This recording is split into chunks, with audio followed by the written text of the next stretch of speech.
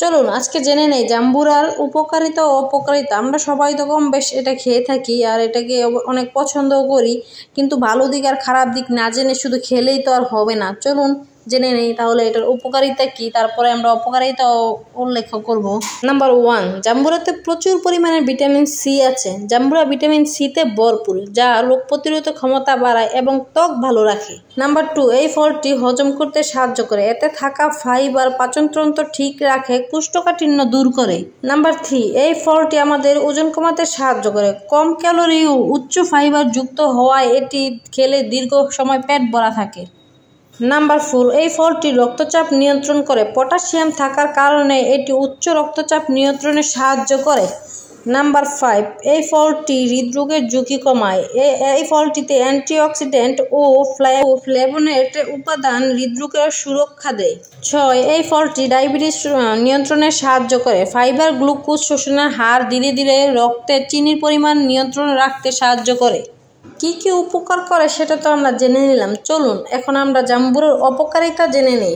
Number 1, ওষুধের সাথে পারস্পরিক প্রক্রিয়া। জাম্বুরায় কিছু ওষুধ, বিশেষ করে উচ্চ রক্তচাপ ও কোলেস্টেরল ওষুধ, এর কার্যকারিতা পরিবর্তন করতে পারে, তাই ডাক্তারের পরামর্শ নিয়ে খাওয়া উচিত।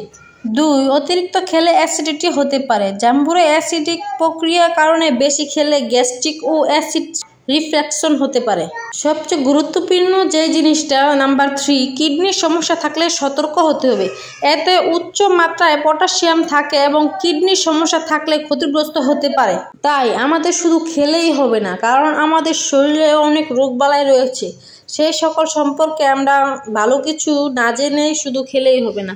যেমন ধরেন এই কিডনির সমস্যাটার কথা যে লাস্টে বলা হয়েছে, ধরেন আপনি এটা অনেক পছন্দ করেন আর আপনার কিডনিতেও সমস্যা আছে, আপনি এটা খেলেন, তখন দেখা গেল আপনার অনেক মারাত্মক সমস্যার সম্মুখীন হতে হবে। তাই সব কিছু খাওয়ার আগে অবশ্যই এটার ভালো দিক আর খারাপ দিক জেনে তারপরে খাওয়া উচিত।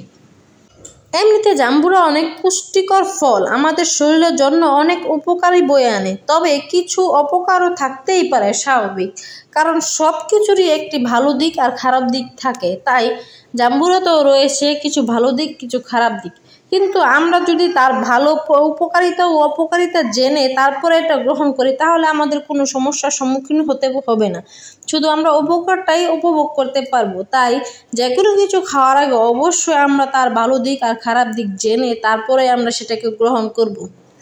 জাম্বুরা খেতে আমরা সাধারণত খুবই পছন্দ করি, আমিও অনেক পছন্দ করি।